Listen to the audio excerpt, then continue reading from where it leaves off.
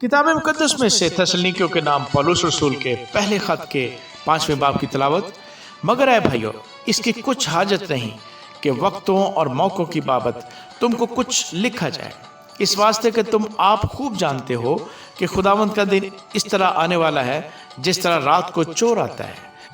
जिस वक्त लोग कहते होंगे कि सलामती और अमन है, उस वक्त उन पर इस तरह नागहां हलाकत आएगी जिस तरह हामला को दर्द लगते हैं, और वो हरगिज न बचेंगे। लेकिन तुम है भाइयों, तारीकी में नहीं हो कि वो दिन चोर की तरह तुम पर आ पड़े, क्योंकि तुम सब नूर के फर्जंद और दिन के फर्जंद हो।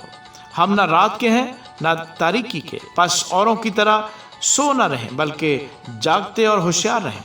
क्योंकि जो सोते हैं रात ही को सोते हैं, और जो मतवाले होते हैं रात ही को मतवाले होते हैं।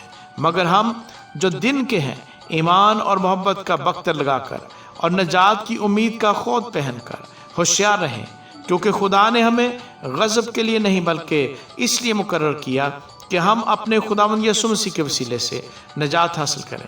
वो हमारी खातिर इसलिए हुआ कि हम जागते हों या सोते हों, सब मिलकर उसी के साथ जिएं। बस तुम एक दूसरे को तसल्ली दो और एक दूसरे की तरक्की का बायस हो, चुनाचे तुम ऐसा करते भी हो।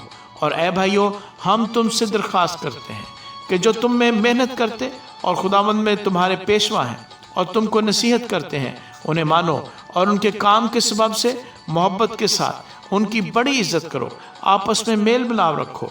और ऐ भाइयों, हम तुम्हें नसीहत करते हैं कि बेकायदा चलने वालों को समझाओ, कम हिम्मतों को दिलासा दो, कमज़ोरों को संभालो, सबके साथ तहम्मुल से पेश आओ। खबरदार, कोई किसी से बदी के इव्ज़ बदी ना करे, बल्कि हर वक्त नेकी करने के दर पे रहो, आपस में भी और सबसे, और हर वक्त खुश रहो, बिला नागा दुआ करो, हर एक बात में शुक्रगुजारी करो, क्योंकि मसीह यीशु में तुम्हारी बाबत खुदा की यही मर्जी है। रूह को ना बुझाओ, नबूवतों की हकारत न करो, सब बातों को आजमाओ, जो अच्छी हो से पकड़े रहो, हर किस्म की बदी से बचे रहो। खुदा जो इत्मीनान का चश्मा है, आप ही तुमको बिल्कुल पाक करे, और तुम्हारी रूह और जान और बदन हमारे खुदा यीशु मसीह के आने तक पूरे पूरे और बेऐब महफूज रहें। तुम्हारा बुलाने वाला सच्चा है, वो ऐसा ही करेगा। ऐ भाइयों, हमारे वास्ते दुआ करो, पाक पोसे के साथ सब भाइयों को सलाम करो। मैं तुम्हें खुदावंद की कसम देता हूँ कि ये ख़त सब भाइयों को सुनाया जाए। हमारे खुदावंद यीशु मसीह का फजल तुम पर होता रहे। आमीन।